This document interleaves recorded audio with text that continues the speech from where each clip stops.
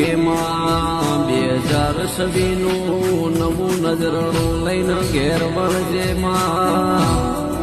કે જે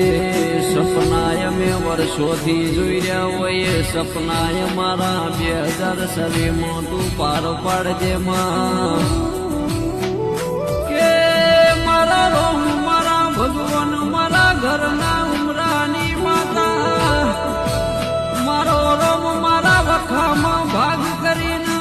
વેળા બદલી નાખજે મારી દુબળો સમય દૂર કરીને હારો સમય લાવજે માં